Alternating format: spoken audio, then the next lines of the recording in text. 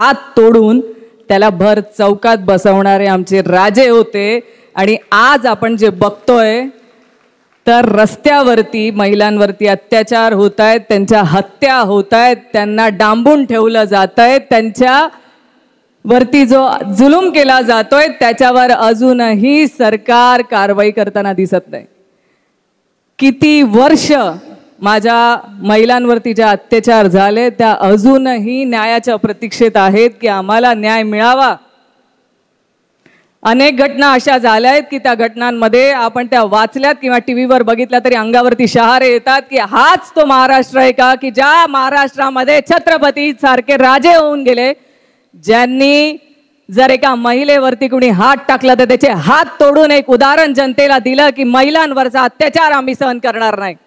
आज तोच महाराष्ट्र आहे, आज तोच भारत आहे की ज्या भारतामध्ये मणिपूर सारख्या घटना होतात पण आम्ही महिला आंदोलन करून करून थकतो पण त्यांच्यावर कारवाई होत नाही आणि आपल्या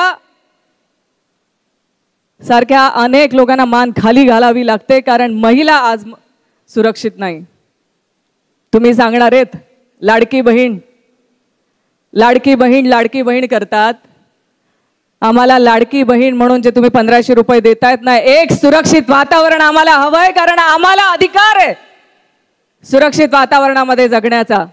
अशोक बाबू मी म्हणते ना, या सरकारला महिलांचं मनच कळलं नाही हो।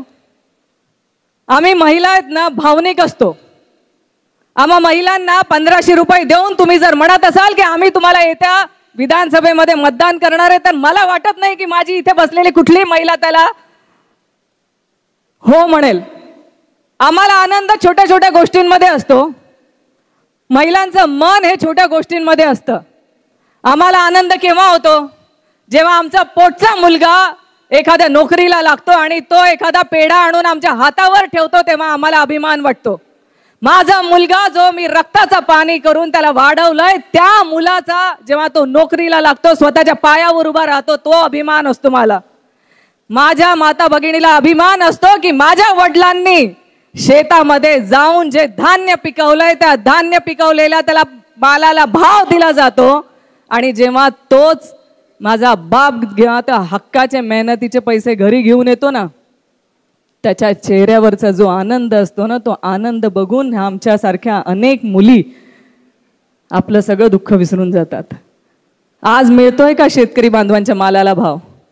आमच्या वडिलांच्या आमच्या बापाने मेहनतीने जो भाव आज तुम्ही उत्पन्न काढलंय त्या उत्पन्नाला जर तुम्ही भाव देणार नसाल आणि आमच्या सारख्यांच्या अनेक शेतकऱ्यांच्या वडिलांचे जर आम्हाला आत्महत्या बघाव्या लागतील तर आनंद होऊ शकतो का हो? नाहीच होऊ शकत। आज प्रत्येक शेतकरी कुटुंबातल्या मुलीच्या डोक्यावर संकट आहे की उद्या उठून माझा बाबा कुठला निर्णय तर घेणार नाही, उद्या उठून माझा बाबा मला कुठेतरी त्याला विष पिऊन फाशीला लटकून कुठे बघायला तर भेटणार नाही। आज त्यांना जे घर चालवायचंय त्या घर चालवत असताना ह्या मानसिकतेतनं जर आमच्या मुली माता भगिनी जात असतील तर कसले आनंद हो तुमचे 1500 रुपये भेटण्याचा? मला वाटत नाही 1500 रुपये भेटण्याचा आनंद असेल। आम्हाला आनंद असतो जेव्हा माझ्या माहेरी माझ्या भावाला नोकरी लागली असेल, तो सुखात असेल, तो आनंदात असेल, तेव्हा माझ्या भावाला माझ्या भावाच्या घरी रक्षाबंधनला जाण्याचा आनंद वेगळा असतो। तुमच्या 1500 रुपये रक्षाबंधनला मिळण्याचा मला अभिमान किंवा आनंद नाही। माझ्या भावाला नोकरी द्या, माझ्या वडिलांनी पिकवलेल्या धान्याला भाव द्या, माझ्या लेकराला त्याच्या हक्काची नोकरी द्या। आज आम्ही महिला काय बघतोय घरात परिस्थिती, आज तुम्ही नोकरी देऊ शकत नाहीत, आज तुमच्या इथले महाराष्ट्रातले रोजगार तुम्ही दुसऱ्या राज्यांमध्ये पळवून नेतायत। आज माझा भाऊ आज माझा मुलगा आज जर बेरोजगार असेल तर त्या बेरोजगारीसाठी तो व्यसनाधीन होतोय। आज आम्ही जेव्हा संध्याकाळ होते ना तर आम्हाला प्रत्येक महिलेला धास्ती असते घरात की नवरा मुलगा दारू पिऊन जर घरी येत असेल तर त्या व्यसनाधीनतेची आम्हाला भीती आहे। आज ही व्यसनाधीनता तुमच्यामुळे वाढली, या सरकारमुळे वाढली, या निर्लज्ज सरकारमुळे वाढली।